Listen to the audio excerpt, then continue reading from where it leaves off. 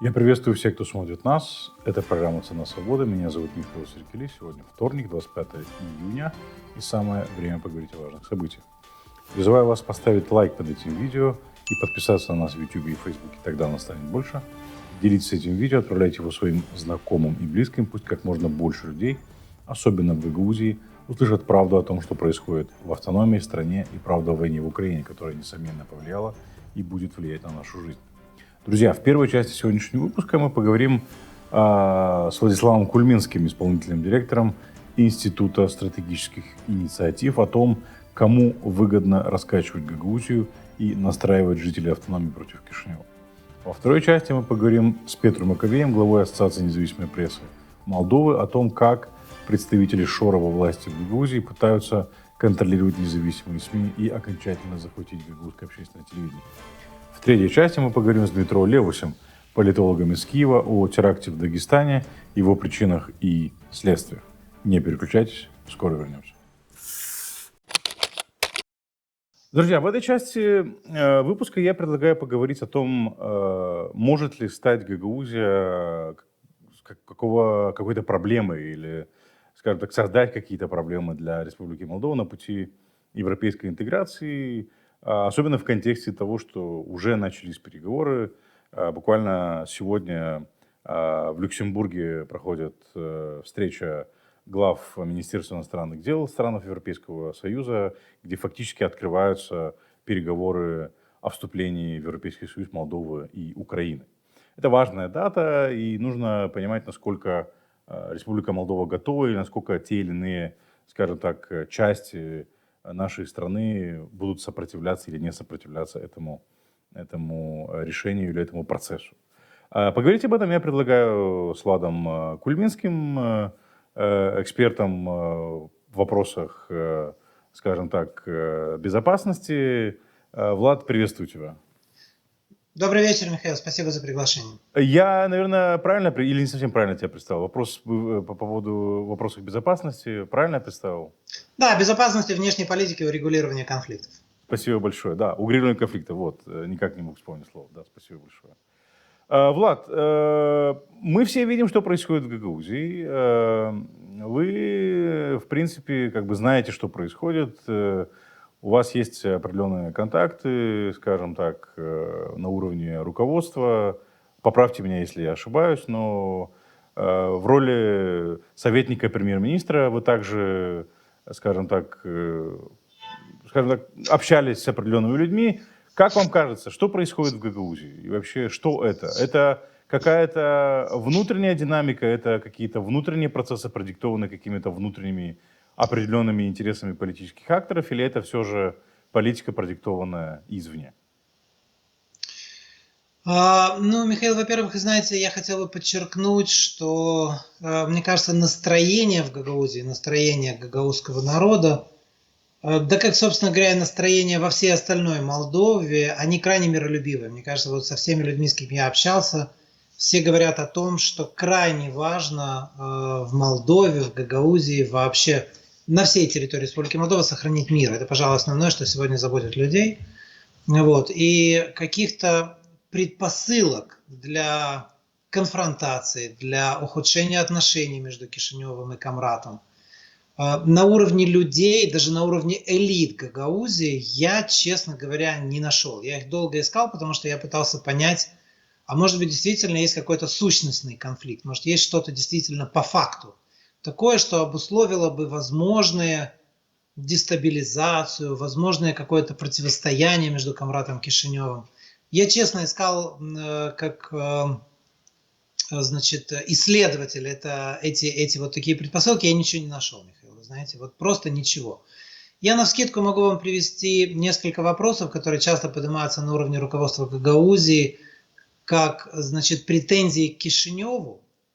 Но, во-первых, эти претензии не сегодняшним правительством создавались, они исторические. Во-вторых, они, в принципе, длятся там уже вот с большим или с меньшим, с большей или меньшей степенью напряжения уже все там 30 лет. Ничего нового, собственно говоря, в этом нет.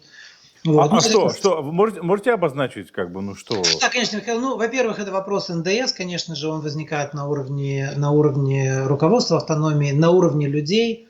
Но пока этот вопрос отложили в сторону, его особо там никто вроде бы и не собирается педалировать дальше, да, то есть Ну, разрешился же вопрос, нет? Да, Решение сегодня это не проблема, да. Второй вопрос – это вопрос назначений. Но эта история всегда существовала еще там и при Ирине Влахе, при Михаиле Формузале, при Георгии Табунчике и даже при господине Креаторе. Да? То есть никогда этот вопрос не было такого, чтобы он решался автоматически. Это один из вопросов, который касается распределения полномочий, он, собственно говоря, до конца урегулирован так и не был. В Гагаузии часто говорят о каких-то несправедливом разделении финансовых средств между автономией и Кишиневым. Но наконец-то Кишинев этим вопросом занялся, и Кишинев тщательно подсчитал это все. И оказалось, что на самом деле финансирование на жителя автономии выделяется больше, а не меньше, чем на остальной территории Республики Молдова. И об этом даже не говорю не я, об этом говорят у вас в Гагаузии в первую очередь. Об этом говорят люди, которые серьезно занимаются исследованиями этими вопросами. Об этом говорят примары. Примары об этом говорят. Примары говорят, депутаты Народного собрания, то есть те, которые хорошо разбираются в этой теме, которые могут подсчитать все налоги, которые остаются в Гагаузии, которые выделяются с центрального уровня власти, и они видят, что Гагаузия в этом смысле уж точно находится в приложении никак не хуже, чем районы Молдовы, а на самом деле лучше, в том смысле, что финансирование является действительно больше. Я от разных людей в руководстве Гагаузии слышал теорию о том, что Кишинев хочет зажать Гагаузию и отобрать автономию. Вот, знаете, выдвигалась такая претензия, что Кишинев хочет отменить автономию.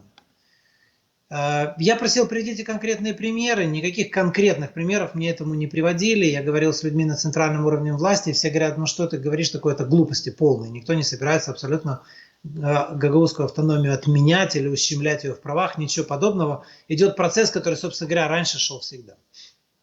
Вот поэтому я очень тщательно искал возможные предпосылки к накалу отношений или к конфронтации, или к дестабилизации.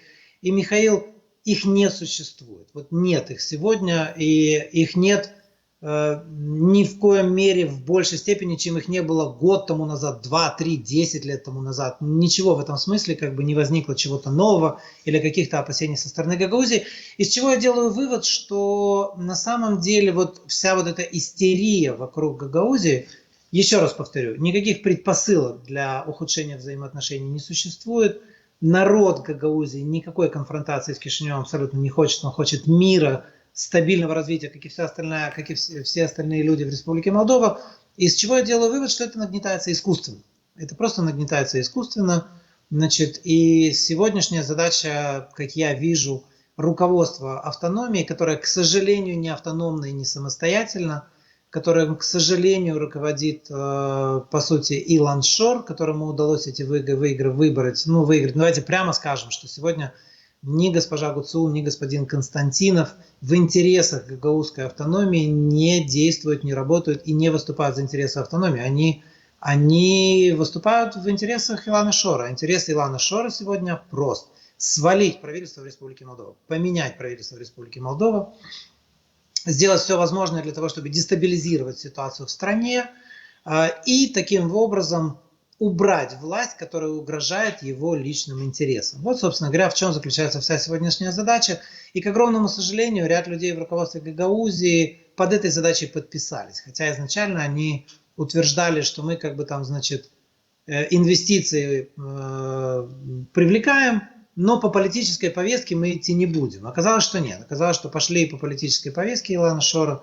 И мне кажется, этот процесс нужно срочно останавливать, потому что он не отвечает интересам ни большинства, ни интересам подавляющего большинства гагаузов, населения, людей, проживающих в Гагаузии, ни интересам подавляющего большинства людей, проживающих на всей территории Республики Молдова.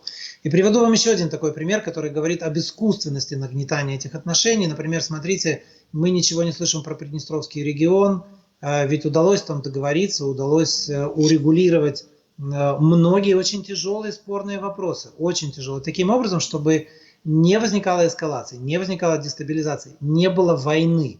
Это удалось сделать. Да? Но если это удалось сделать с Приднестровским регионом, где, конечно же, ситуация намного сложнее, то как этого может не удастся сделать с Гагаузией?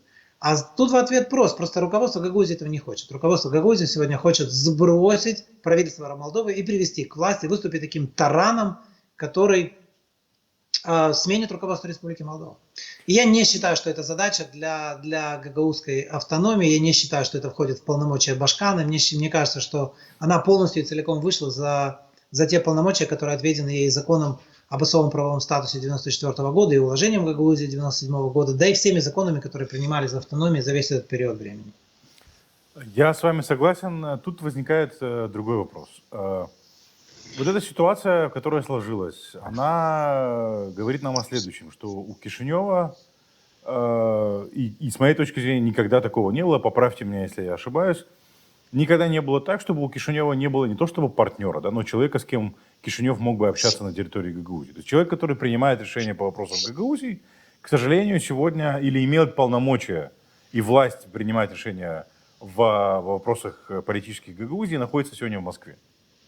Люди, которые занимают определенные должности, к сожалению, они не самостоятельны, и у них нет абсолютно никаких властных полномочий. Я не имею в виду властных полномочий, прописанных в законе, абсолютно нет. Я имею в виду реальных рычагов власти, у них нету, и они, по большому счету, не в состоянии принимать решения. Насколько эта ситуация вообще естественна? И так ли это на самом деле? Михаил, вы знаете, я тоже такого, честно говоря, не припомню, потому что действительно у Кишинева, между Кишиневым и Камратом диалог существовал всегда. И мне кажется, что этот диалог важно восстанавливать, вопрос только с кем. Но ведь центральная власть тоже же может говорить с руководством автономии, которая поставила перед собой четкую цель эту центральную власть скинуть. О чем же центральная власть будет разговаривать, собственно говоря, вот с руководством автономии, которое определяет для себя задачу таким образом. Руководство автономии не говорит, давайте мы наладим конструктивный диалог, давайте мы будем решать проблемы автономии. 80% всего того, что они говорят, касаются, по большому счету, внешнеполитических проблем страны. И давайте называть вещи своими именами, прямого переворота в Республике Молдова на центральном уровне. И, Господин Кульминский, вот здесь вот, если можно, остановимся и буквально... Вы это видите как некое движение против конкретно Майи Санду и ПАС, или это конкретное действие против конституционного строя Республики Молдова? Как это вообще расценивается? А я думаю, что это будет конкретное действие против Майи Санду и ПАС через действие против конституционного строя Республики Молдова. Потому что ты же невозможно же сегодня взять просто и отделить. ПАС – это сегодня партия власти. Вот. И поэтому это руководство автономии пытается вывести на институциональный уровень конфликта между Камратом и Кишиневым. И это плохо, это очень опасно, потому что это все создавалось десятилетиями в очень тяжелых, сложных спорах. Это все налаживалось усилиями очень многих людей. И просто брать это и бездумно вот так вот бросать в топку там геополитического этого всего пожара, это, мне кажется, абсолютно безответственная история. Но, Михаил, вы знаете, я думаю, что не получится. Я думаю, в конечном итоге не получится. И это не получится именно потому, что гагаузы сами, народ гагаузский, нет у него там какого-то запала идти против Республики Молдова, и точно так же у молдаван нет никакого запала там идти против гагаузов. То есть, собственно говоря, в этом смысле нормальные межэтнические отношения в стране никто не отменял, и никоим образом они не ухудшились и не поменялись. Пытаются... Ровно так же, как и нет никакого запала у жителей Левобережья идти против жителей Правобережья. Конечно, Михаил, конечно, абсолютно точно. Ведь все видят, что происходит в Украине, все видят и все понимают, чем это все может грозить. Никому это абсолютно, людям в здравом уме, никто не пожелает ни своей стране, ни своей автономии, ни своему региону такой участи. Никто. Ну и поэтому здесь институтам государства, конечно, нужно очень, очень тщательно, грамотно прорабатывать свои шаги, понимать, что необходимо предпринимать дальше. Но самое важное, мне кажется, нужно выстраивать диалог с теми силами, которые считают, что с Кишиневым можно и нужно говорить. А мне кажется, что все предпосылки и все условия для этого диалога существуют. Смотрите, ведь даже из той же парламентской рабочей группы, которая существовала, которая, в принципе, функционировала достаточно неплохо, тоже же выходил не Кишинев. И это тоже было сделано намеренно для того, чтобы разрушить еще один канал общения, еще один канал диалога. Вот. Я думаю, что вот такого рода настрой очень маленькой части гагаузской элиты, я повторю, что речь идет про небольшую группу людей. Я думаю, что такой настрой на создание точек конфронтации с Кишиневым Ну, региональные державы точно не разделяют. Я думаю, что ни Украина, ни Румыния, ни страны Европейского Союза, ни Турция с таким подходом и с такой постановкой вопроса, давайте Кишинев, давайте сегодня Камрад пойдет против Кишинева и мы начнем конфронтацию, с такой постановкой вопроса никто из них не согласен. Никому из них это не надо. Единственная страна, которая, наверное, это могло бы быть выгодно для того, чтобы ситуацию качнуть, с ней у нас общей границы нет. Буквально еще два момента хотел с вами обсудить. Про Приднестровье и про то, что гагаузские элиты подписали. Давайте по поводу того, что гагаузские элиты или те, кто... Вот эта маленькая прослойка, не все, да, то есть маленькая прослойка, которая находится на определенных должностях, подписались под какими-то политическими ангажементами перед Шором. С вашей точки зрения, я согласен абсолютно с тем, что в Гагаузии гагаузское сообщество не хочет конфронтации, это абсолютно понятно. Вот эти люди, которые подписались под ангажементами политическими перед Шором, с вашей точки зрения, они готовы идти на все, что скажет Шор, или там тоже есть какие-то пределы или красные линии? Я не думаю. Я не думаю, что они готовы идти на то, на что их толкает Шор и людьми, которые стоят за ними. Думаю, что они на это не готовы, они не революционеры. Вот. И если кто-то там видит себя в роли каких-то руководителей национального центрального уровня, то этого необходимо добиваться точно по карьерной лестнице, по нормальной карьерной лестнице, а не путем там организации каких-то переворотов в Кишиневе, потому что это никогда ни к чему хорошему не приводит. Я думаю, что отдумаются, я думаю, что на определенном этапе остановятся, но важно, чтобы их самих не использовали в этих играх в темную. Вот же о чем еще может идти речь, понимаете? Ведь может это все быть и вот так вот это развиваться, и, как правило, оно именно так и развивается. Вот. И поэтому я считаю, что вот совместными усилиями всех тех, кто заинтересован в поддержании мира, в поддержании стабильной ситуации, все эти попытки удастся пресечь. Я почти в этом уверен. По поводу Приднестровья. Сегодня буквально читал, если правильно помню, колонку Константина Эггерта в Deutsche Welle о том, как Россия может использовать и что может предпринять против, скажем так, Республики Молдова. Потому что очевидно, что мы наблюдаем прямо окончательный процесс развала Советского Союза, в контексте того, что Украина и Республика Молдова уже окончательно, можно сказать, наметили свой путь в Европейский Союз. И более того, Европейский Союз уже открыл двери, можно сказать, да, для переговоров и так далее. Понятное дело, что Россия не успокоится, и она попытается что-то предпринять. И тут вопрос Приднестровья. Одна из версий или один из вариантов, на который может пойти Россия, это попытаться организовать еще один референдум в Приднестровье о присоединении к России. Вы видите такие угрозы по поводу Приднестровья или нет? Михаил, вы знаете, честно говоря, нет. Я считаю, что сегодня ситуация более нестабильная, более взрывоопасная в Гагаузии. Я считаю, что правительство Республики Молдова сегодня, по вопросу урегулирования Приднестровского конфликта, вернее не так, по вопросу управления Приднестровским конфликтом заслуживает оценки 10 баллов. Потому что очень грамотно удалось уйти от рисков, договориться по тем вопросам, по которым необходимо договариваться, избежать эскалации, избежать конфронтации, избежать в конечном итоге втягивания всей Республики Молдова в войну. Все это сделать удалось. То есть я сегодня, честно говоря, не вижу никаких причин, по которым Приднестровью было бы интересно провоцировать эскалацию или выступать там в роли, самолета камикадзе. Нет, я, честно говоря, такой вариант практически исключаю на данный момент.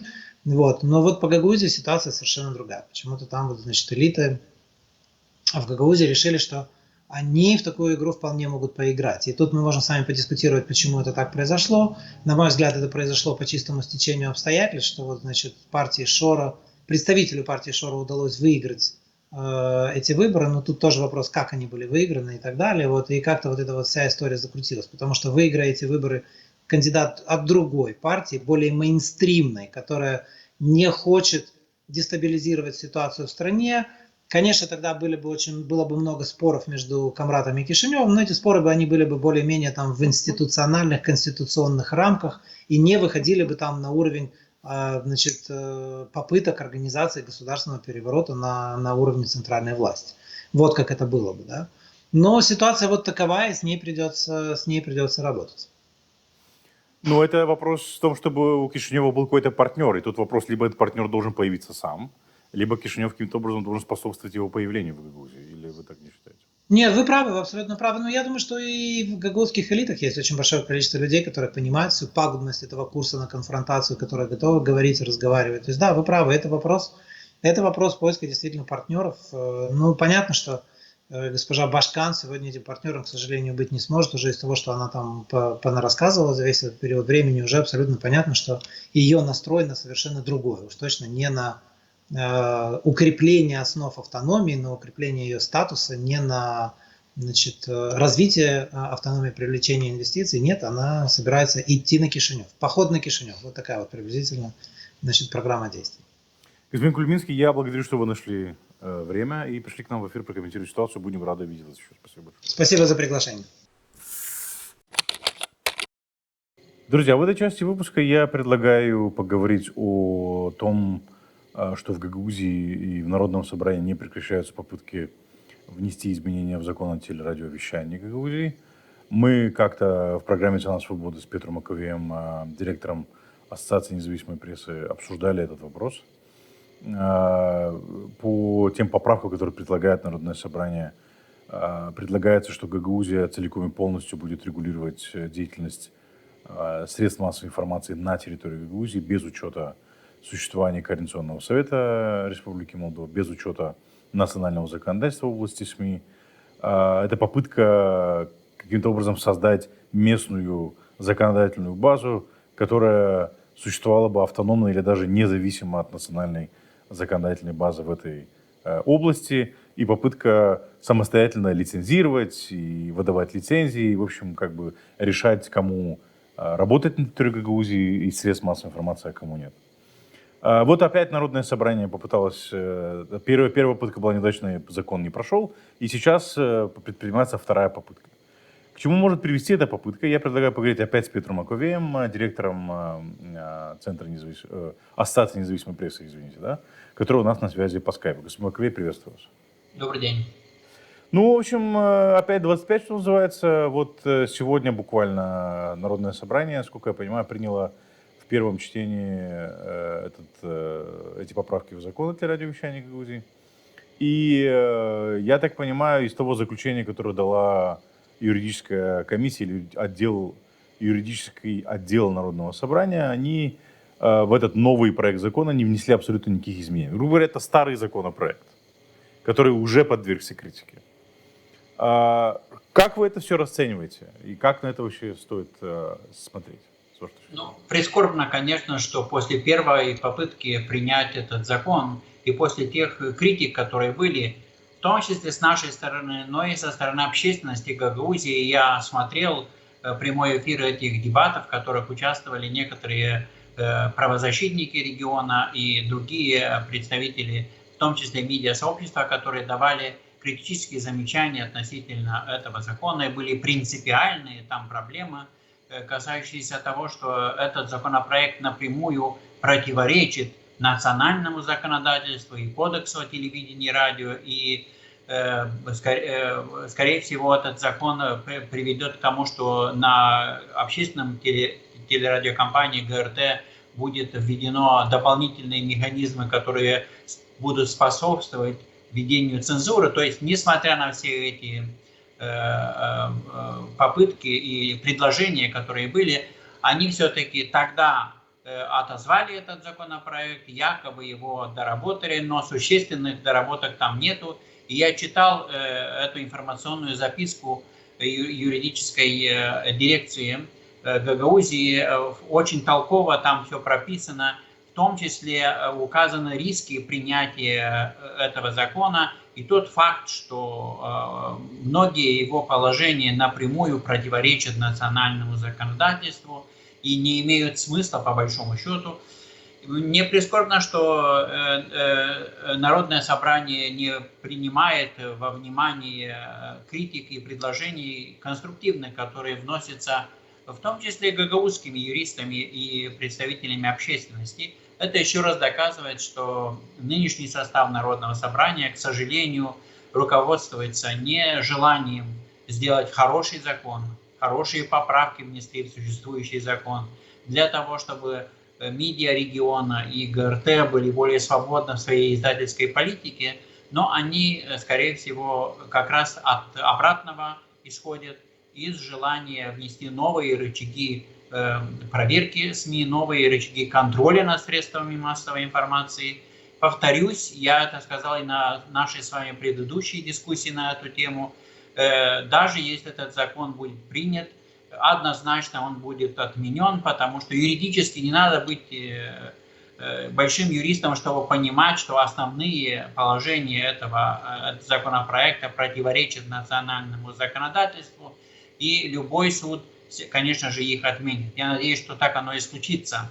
Вернусь к тому, что предложила юридическая дирекция. Юридическое управление Народного собрания, если быть более точным. Юридическое управление Народного собрания, они сделали хорошие предложения для того, чтобы не было этой коллизии между местным законодательством, местными законами и национальными законами. И, к сожалению, насколько я понимаю, Народное собрание, руководство Народного собрания вообще не склонны принимать никаких аргументов. Скорее всего, это очередной политический заказ со стороны Шора. Я вижу в этом законе, я видел и первую версию, и версию, которую сегодня проголосовали в первом чтении депутаты Народного собрания. Она опасна со многих точек зрения. Во-первых, это речь идет о том, что ГРТ, общественный телерадиовещатель, станет полностью подконтролен исполкому, и это абсолютно неправомерно. И ну, то есть они фактически они отменяют... наблюдательный совет. Что? Наблюдательный совет. Роль наблюдательного совета посредством принятия некоторых положений этого закона, они, в принципе, этот орган потеряет из своих полномочий, которые он и так не выполняет. То есть фактически они хотят опять это телевидение превратить в государственную телерадиокомпанию, правильно понимаю? Да, ну это чтобы это было ну, не стенгазета, как раньше было в газетах, чтобы это было в румынском языке есть такое выражение телевизионный дебузунар, то чтобы это карманное было телевидение, да? Карманное телевидение Башкана и исполкома, чтобы люди, которые там работают, боялись что-либо там сказать в своем эфире, которое не понравится кому-то там из исполкома. Они вводят какую-то непонятную комиссию, которая будет заниматься оценкой работы людей там. Они вводят вообще непонятные положения, согласно которому главный инженер, главный бухгалтер смогут руководить этой компанией. Для чего они это делают, казалось бы, непонятно, но мне кажется, что это дополнительные рычаги для того, чтобы повлиять на издательскую политику компании. Ну тут есть в подтверждении того, что вы говорите, о том, о чем мы говорим до сих пор, вот буквально выдержка, я читаю записку или заключение на проект закона о Грузии о внесении изменений в закон о телерадиовещании, которое дало юридическое управление за подписью Петра Захария. Ну, он, значит, здесь, ну, во-первых, отмечает, что никакие изменения не были внесены в этот законопроект, как вы сказали, да, после всех этих обсуждений. И на что я обратил внимание, они предлагают внести дополнение в часть 1 статьи 26 закона. Цитата. Компания применяет в своей деятельности нормы Конституции и закона об особом правовом статусе Гагаузии и Гагаузии, которые определяют компетенции гагаузов самостоятельно решать вопросы политического, экономического и культурного развития. То есть они предлагают таким образом игнорировать тот факт, что существует национальное законодательство в области телерадиовещания, и вообще предлагают, чтобы это законодательство вообще никак не распространялось на территорию Гагаузии, в частности, не распространялось на ГРТ. Ну, это вообще возможно? Это, конечно же, невозможно в любом правовом государстве. Республика Молдова – правовое государство. Есть законы и подзаконные акты. В данном случае относительно телевидения и радио есть кодекс телевидения и радио Республики Молдова, Гагаузия часть Республики Молдова, обязана соблюдать законодательство Республики Молдова. А тот факт, что каким-то, с кавычками, законотворцам из исполкома, а скорее всего они даже не в исполкоме, а где-то там в Москве заседают, подумала, что скорее всего нужно переподчинить ГРТ напрямую Народному собранию и вопреки, то есть даже несмотря на есть специальные нормы, касающиеся публичных телерадиовещателей. В Кодексе о телевидении и радио есть специальные нормы, которые гарантируют независимость этих вещателей, несмотря на то, что они финансируются из бюджета национального или регионального, неважно. Так вот, это, конечно, явная попытка просто вытянуть телевидение ГРТ из-под контроля Совета по телевидению и радио, который уполномочен кодексом проверять и санкционировать, давать санкции, если нарушается закон. Опять же, повторюсь, это только одного этого аргумента хватит, чтобы в любом суде отменить этот закон, если он будет принят. Но, скорее всего, Михаил, я думаю, что те, которые придумали этот закон, они очень ясно понимают, что не дойдет до того, чтобы этот закон был имплементирован, реализован. Будут процессы судебные, посредством которого это все будет отменено. Но не это для них важно. Для них важно еще раз якобы показать, что Кишинев, молдавское правительство хочет якобы отнять телевидение ГРТ у гагаузов, что опять идет этот конфликт полномочий, что опять нас, гагаузов, нас, автономию хотят на нас надавить, что нарушаются наши права и так далее и тому подобное. Это та же ситуация, стопроцентная ситуация с этим горе-гагаузлендом. То есть они понимали изначально, что они не смогут его построить, но для того, чтобы была, грубо говоря, движуха, был у нас такой политический деятель, его зовут Юрий Рожко, который говорил о том, что любая движуха в политике полезна. Так вот, ради вот этой дискуссии, которая является искусственной дискуссией, дискутированием изначально предложений, которые не могут быть приняты. Но для того, чтобы создать информационный фон и информационный шум вокруг всего этого, в особенности в преддверии выборов и референдума, это же, конечно же, они считают, что это будут дополнительными политическими очками, которые наберет Елан Шор и подконтрольный ему исполком и Народное собрание Гагаузии. Хорошо, ну давайте... Я, например, не согласен с тем, что они пытаются поднять вокруг этого шум. Я думаю, наоборот, что они уверены в том, что Кишинев не пойдет на какие-то серьезные шаги. А для них самый серьезный шаг — это отобрать у них этот ресурс, имеется в виду ГРТ, который полностью оказался в руках Шора и полностью отрабатывает повестку Шора. Причем на наши с вами деньги, на деньги налогоплательщиков 10 или 12 миллионов лей из бюджета Гагаузии поступают на содержание этой телерадиокомпании. Я не думаю, что Кишинев пойдет на то, чтобы отнять лицензию у ГРТ. Слишком политически чувствительная тема. И каким-то образом даже не думаю, что пойдет на то, чтобы внести изменения в Кодекс о телевидении и радио Республики Молдова, чтобы самостоятельно регулировать деятельность этого ГРТ. Потому что, как вы знаете, деятельность ГРТ регулируется местным законом, и в национальном законе прописано, что местный закон регулирует деятельность ГРТ, а там просто упоминается, что существует такой канал или общественное телевидение или радио. И тогда возникает вопрос, пойдет ли Кишинев на какие-то более радикальные действия? Ну, во-первых, я немножко не соглашусь с вами в том плане, что Кишинев не будет реагировать на принятие этого закона. Я уверен, что этот закон будет опротестован, и, повторюсь, я уверен, что он никогда не вступит в силу, даже если его кто-то там подпишет и кто-то опубликует. Да, скорее всего, молдавские национальные власти не станут отнимать лицензию у телевидения ГРТ, несмотря на то, что это уже далеко не общественный телеканал. И он превратился, по большому счету, в пропагандистскую какую-то машину для Шора и его компании. Но с другой стороны, я уверен, что молдавские власти будут предпринимать меры для того, чтобы не дать Шору захватить это телевидение полностью посредством изменения местного закона. Местные законы Гагаузии могут быть опротестованы, и они, скорее всего, должны быть опротестованы в данном случае, если они противоречат национальному законодательству и Конституции, но однозначно это так оно и есть.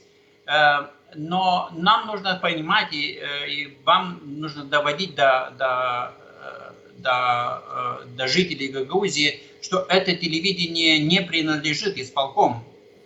Не принадлежит я понимаю Псулу, ни прекрасно. Константинову. Я понимаю прекрасно, но это не меняет сути дела. Окей, Кишинев не отнимет этот закон, потому что действующий закон и так противоречит национальному законодательству. То есть фактически его уже нужно понять, и нужно было это делать еще лет 5 назад. Но что это меняет, когда фактически телевидение уже в руках Шора, и внутри народа, и внутри ГРТ нет абсолютно никакого сопротивления. Журналисты приняли ситуацию, которая установилась. Они работают и отрабатывают про повестку Шора. Те, кто не хотят этого делать, критических вопросов не задают. Для этого есть Ирина Караман, для этого есть Екатерина Манита, которые сядут и скажут, Валентина Короля, которые сядут перед камерой и скажут то, что нужно, и проведут передачу так, как нужно Шору. Что это меняет? По большому счету-то он уже захвачен. Ну, те попытки, которые сейчас предпринимаются, телевидение действительно захвачено, но то, что сейчас случится после принятия этого закона, это однозначно будет, под этим нужно понимать, полный захват этого телевидения. То есть не останется уже никаких маломальски демократических механизмов и рычагов воздействия. Если позволить Народному собранию принять этот документ сейчас, повторюсь, наблюдательный совет ГРТ, который сейчас является по местному закону, является как бы нанимателем, да, и директора, и остальных там сотрудников, и может реально влиять на издательскую политику, он по сути, то есть никакого толка от того, что будут там эти люди там что-то принимать, уже не будет, потому что в любой момент исполком сможет посредством этих новых поправок в законе изменить и уволить любого человека и повлиять кардинально на издательскую политику. Сейчас еще остаются какие-то механизмы в надежде на то, что люди, которые заседают в наблюдательном совете, наконец поймут, что от них очень много зависит, хотя некоторые из них считают, что они там для галочки. И именно поэтому эти последние, будем так говорить, последние рычаги воздействия на издательскую политику нужно менять.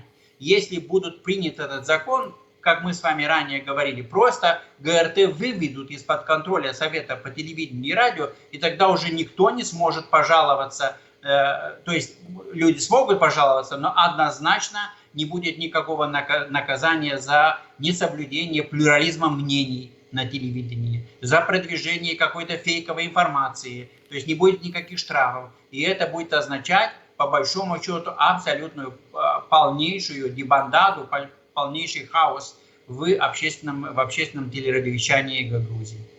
Именно поэтому я уверен в том, что на национальном уровне этот закон будет опротестован. А если попытка, почему, например, Кишинев или парламент Республики Молдова не, скажем так, не предпримет шаги по расширению статьи в законе или кодексе о телевидении и радио Республики Молдова, где говорится о существовании или наличии регионального общественного телерадиовещания в Гагаузии, и самому регулировать деятельность этого телерадиовещателя, и не делегировать эту компетенцию, скажем так, Народному собранию. Такое возможно, с вашей точки зрения? Ну, такое возможно, но я бы не стал бы приветствовать это. Исходя, Почему? опять же, из принципов автономии, это нужно делегировать. И наш закон очень хорош с этой точки зрения, что он дает право местной комьюнити через народное собрание, через наблюдательный совет осуществлять контроль над общественным телерадиовещателем. Проблема заключается в том, что власть была захвачена преступной группировкой Шора, а люди, которые выполняют его приказы, пытаются под себя все подмять.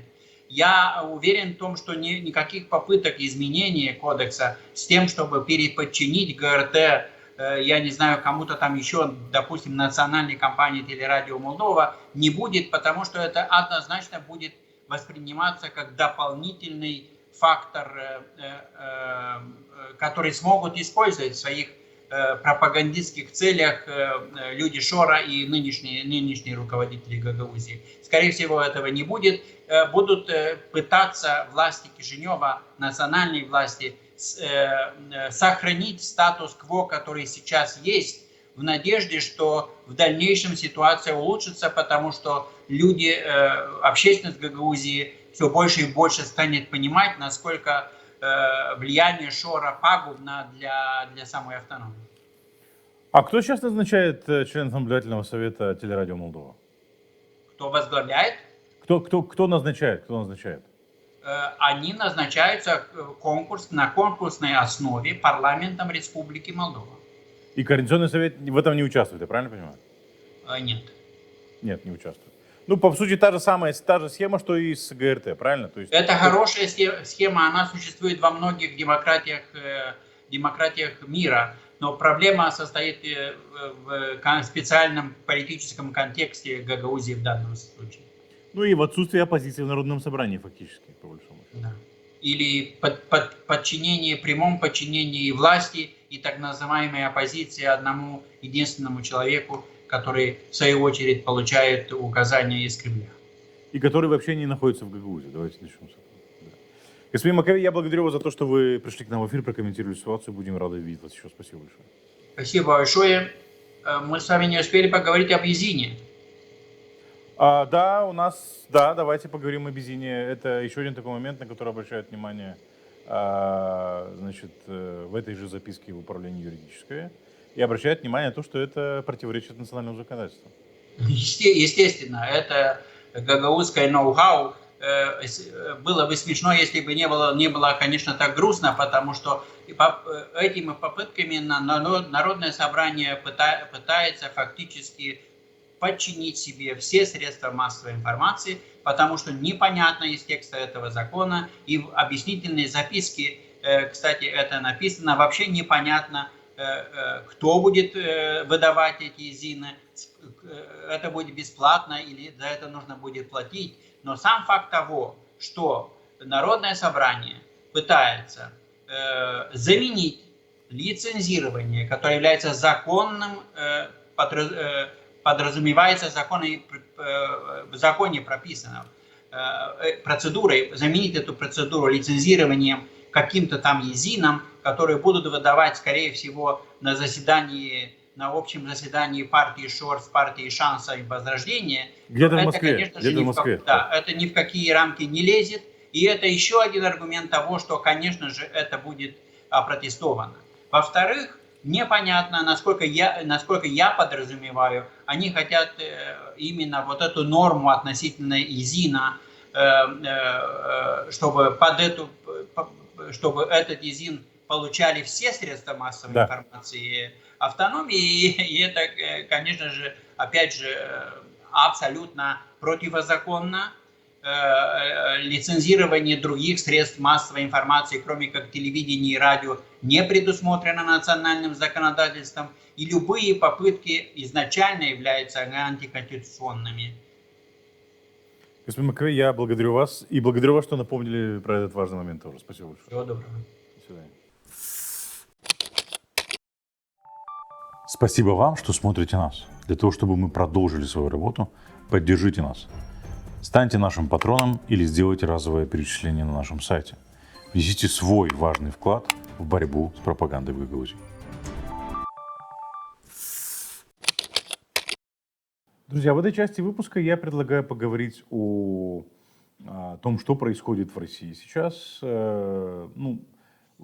Мы видим, что из России поступают новости о том, что теракты проходят. Например, недавно были фактически боевые действия на улицах Махачкалы и еще одного города в Дагестане.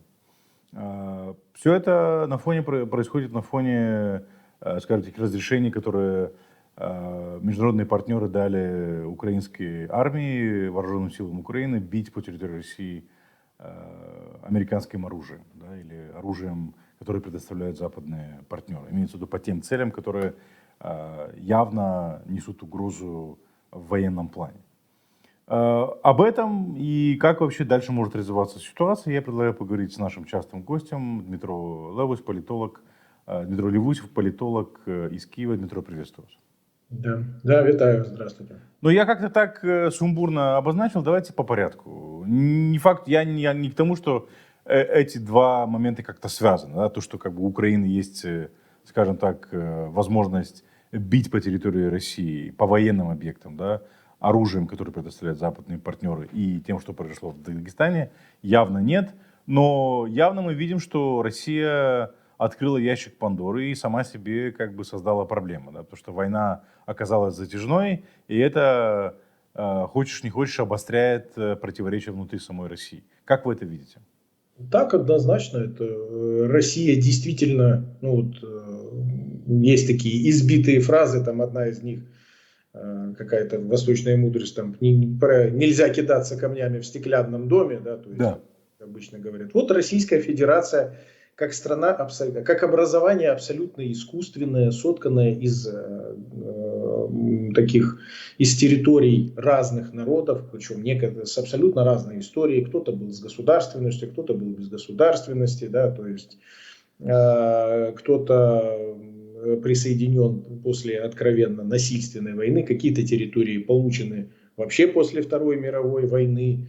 Вот, и тяжелые межнациональные отношения с таким тяжелым грузом.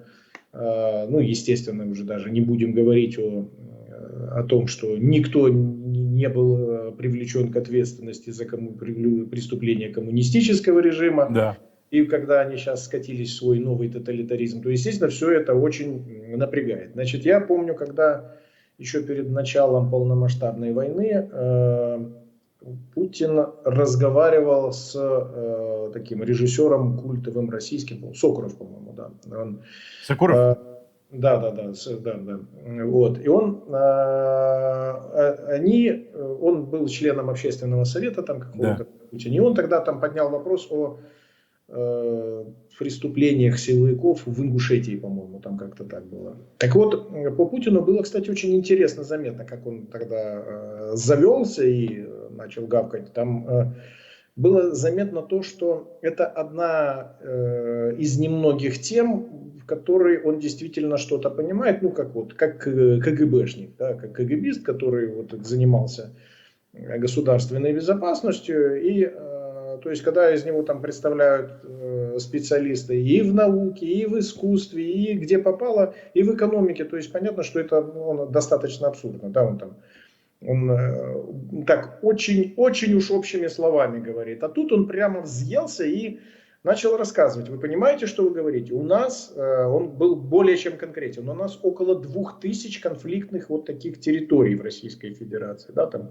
То есть он называл, он бы там немножко дальше, он бы еще бы больше, да, сказал. Но понятно, что там это формат был немножко другой.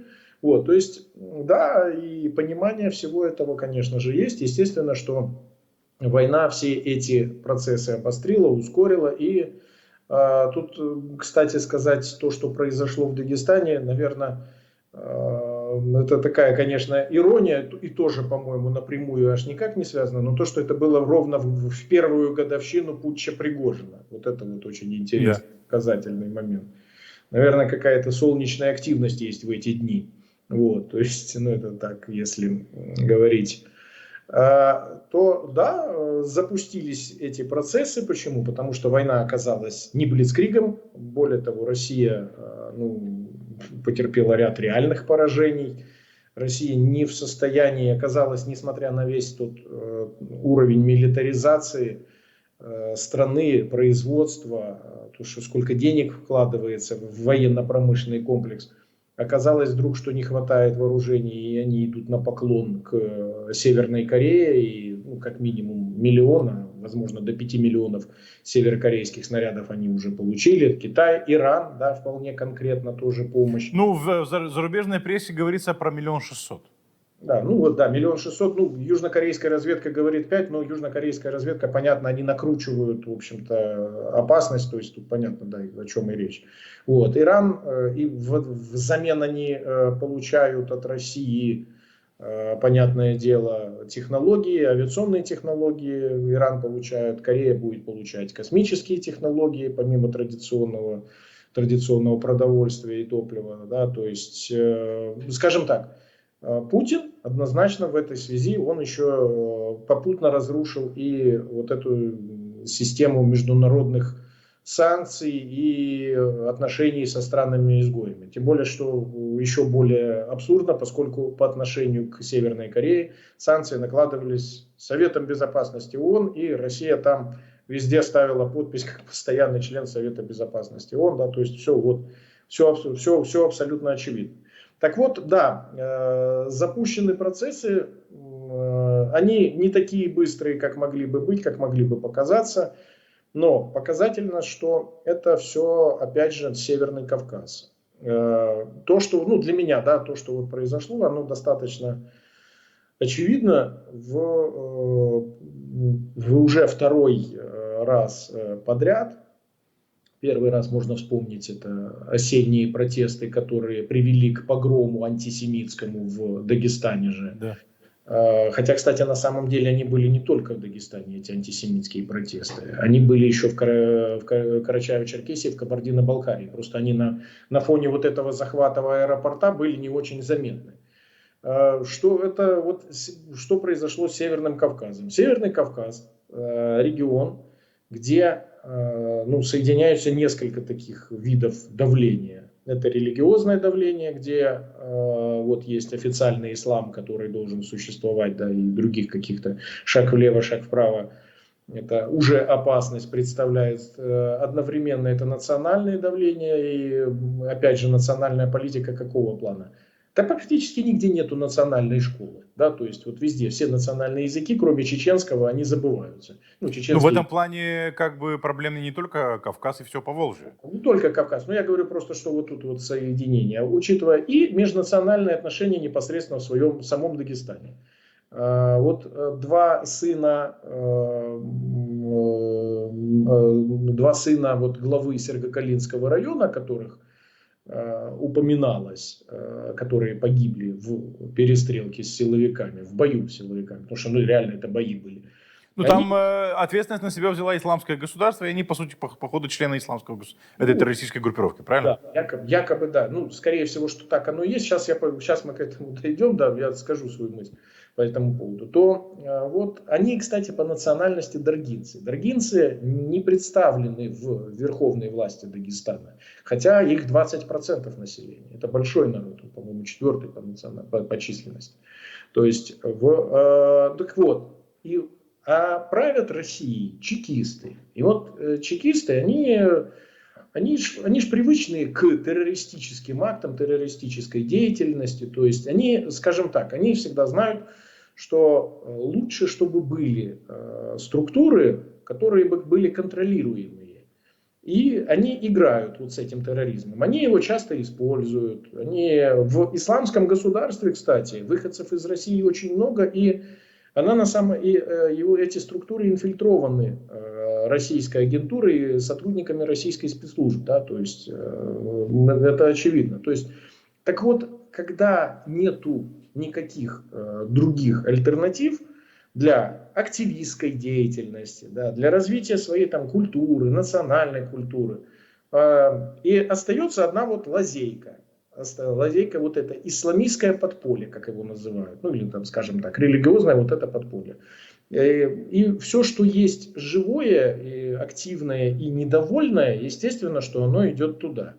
И российские спецслужбы его не прихлопывают по одной простой причине, потому что, во-первых, они считают, что оно должно быть, чтобы было что контролировать, да, учитывая то, что уже больше ничего нет, вот оно и есть. Второй момент, да, то есть, и будет опасно, если не будет оно возникать. Второй момент, они его всегда очень замечательно умудряются использовать. И вот они играют и заигрываются. Почему? Потому что это иллюзия, что можно контролировать этот процесс. Он выходит из-под контроля. Я думаю, что ситуация выглядит именно так. А то, что там массовое недовольство, подтверждается тем массовым протестом, который был осенью прошлого года, когда был погром антисемитский, когда захватывался аэропорт. Да, то есть это же пришли не члены этого исламистского подполья, да, как они его называют, а это массовое движение было. Ну и опять же, еще один такой достаточно интересный момент. Вот сейчас было нападение на 2 церкви. На синагогу, да? Да, и на синагогу. На самом деле, изначально для Северного Кавказа антисемитизм не был настолько там присущ. То есть это вот уже веяние нового времени, и, так скажем так, то, что российские спецслужбы, они, так сказать, вот этими своими вначале там и с запретами, потом контролем и там работой агентурной сделали так, что вот этот тренд, да, зашел в среду российских мусульман Северного Кавказа. То есть это тоже ответственность российских спецслужб. Поэтому вот я думаю, что... Ну плюс, можем ли мы сказать, что это такое недовольство выливается в ту форму, в которую оно выливается? И это все обострилось, опять же, мы возвращаемся к началу вот этой большой войны, большой агрессии России против Украины, потому что там еще в самом начале были протесты в Дагестане, потому что вот эти национальные республики пострадали в первую очередь, потому что первое пушечное мясо пошло именно оттуда. Да, значит, это, конечно, однозначно, тем более, что по поводу, были протесты против мобилизации именно в Дагестане. Кстати сказать, было обращение президента Украины Зеленского на фоне памятника имаму Шамилю к народам Кавказа. Посмотрим, это было уже значительно раньше, то есть война сейчас и после этого идет уже больше года. Естественно, что это не секрет. Для мобилизации, опять же, и для найма на войну активно используются национальные регионы, национальные окраины. Это очевидно, даже по количеству просто погибших, да, там, где это Тыва, это Бурятия, и это Дагестан, это республики Северного Кавказа, да, то есть это так и есть. То есть такой показательный момент, конечно, у России реально получилось вот эти протестные движения, да, их где-то канализировать, в том числе, кстати, и отправлением на войну. Например, в Башкирии, где было огромное движение экологическое, которое вырастало в политическое, борьба за гору Куштау, кончилось тем, что оно разгромлено. Один из руководителей, Габасов Руслан, находится в Вильнюсе. Там, кстати, этими днями проходила очередная конференция антиимперского блока народов. И он участник. Потом зимой были протесты в Баймаке. Это все отголоски этого дела Куштау. И со столкновениями с полицией российской.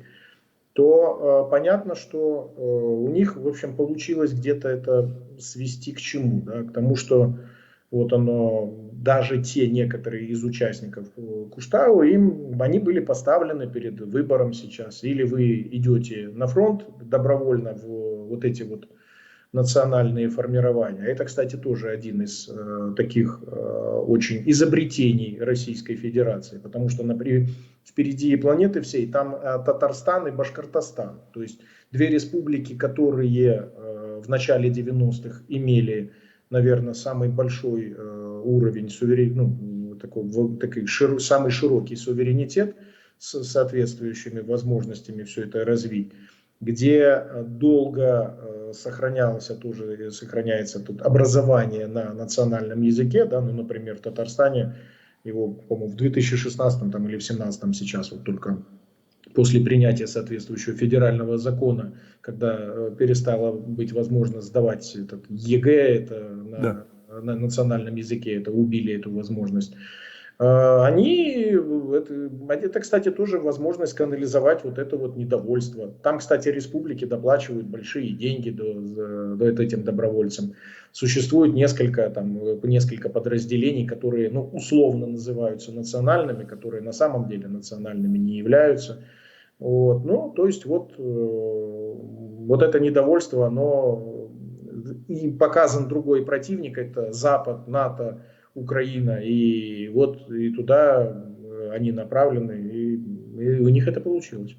Ну, то есть мы опять возвращаемся к идее, я не знаю, мы, по-моему, с вами это обсуждали, о том, что, в принципе, это большая война, это как способ сохранения власти Путина и удержания от распада. Но при этом на самом деле процессы же тоже запущены. Почему? Потому что, во-первых, все равно недовольство войной есть, во-вторых, на этом фоне не делись никуда проблемы, и вот оно в Дагестане чудесным образом уже, сложно сказать, какой по счету раз, оно вылезает, да, то есть, и другой момент, тяжело. Но опять же, в Дагестане оно видится вроде как бы не совсем против российского государства, да. Да, то есть, оно обретает такие формы. Ну, это если мы вот так вот там вспоминаем марксистский подход к истории, да, то есть, там вот, когда про народное какое-то выступление, да, там вот народ, там выступали там под флагом религиозного сопротивления, там еще где-то, вот объективно оно где-то так и есть.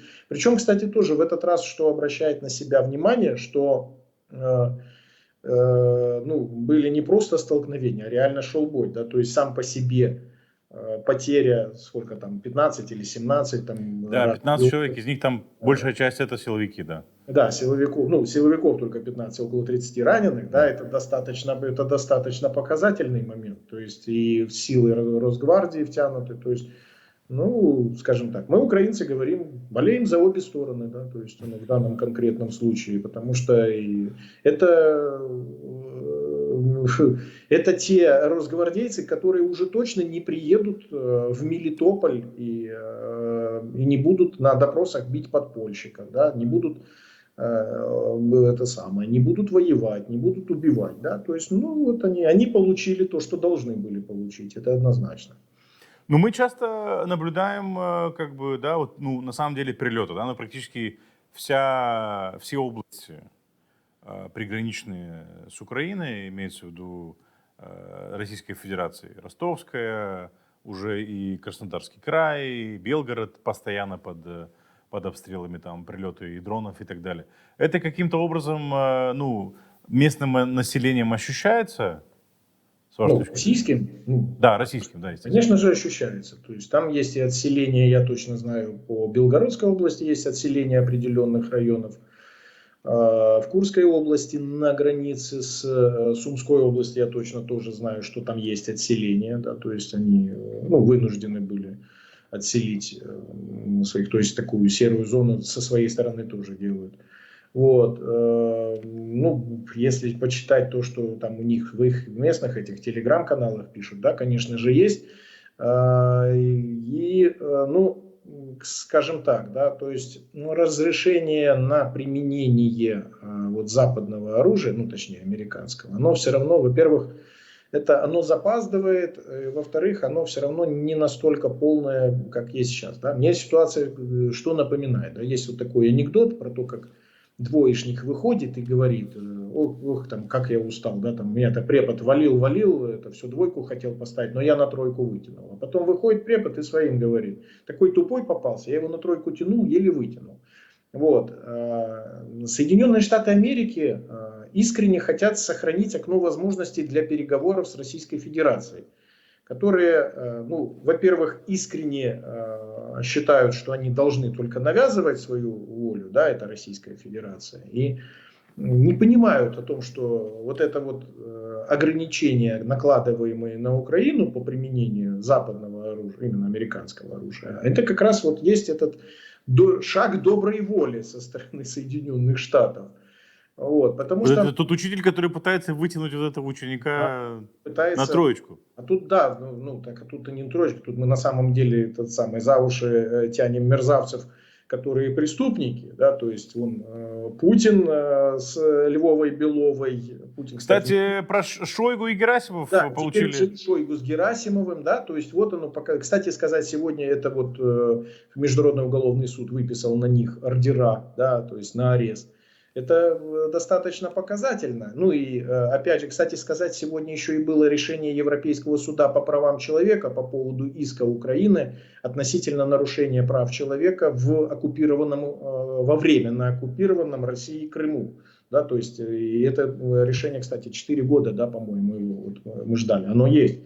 То есть вот с кем они имеют дело. Ну, тем не менее, упорно хотят, но Российская Федерация делает все возможное для того, чтобы закрылось это окно возможностей. Даже сейчас, когда есть, да, вот это разрешение применять по территории Российской Федерации оружие западного производства, оно все равно достаточно ограничено. Да, то есть и то оно уже сказалось. Да, то есть, скажем так, русским приходится разворачивать войска раньше, отодвинуть. Ну, то есть, можно сказать, что наступление в Харьковской области захлебнулось. Ну, я, конечно, не военный специалист, да, но так похоже на то, да, что оно, скажем так, оно перешло в разряд такого вялотекущего, хотя русские практически везде все равно атакуют, то есть они везде пытаются, да, там, жать, атаковать, то есть это этот абсолютно такой момент. Вот, но все-таки логичнее было бы, чтобы разрешить удары и по аэродромам, и на всей территории Российской Федерации, тем более, что с такой точки зрения логики, но это ограничение нынешнее уже никакого не имеет, да, никакого смысла. То есть. Дмитро, я благодарю вас, что нашли время и пришли к нам в эфир прокомментировать ситуацию. Будем рады видеть вас еще. Спасибо большое. Спасибо. Друзья, таким был сегодняшний день, таким был сегодняшний выпуск «Цены свободы». Не забывайте подписываться на нас, делиться этим видео, отправлять его своим знакомым и близким. Увидимся на следующей неделе во вторник в это же время. До свидания.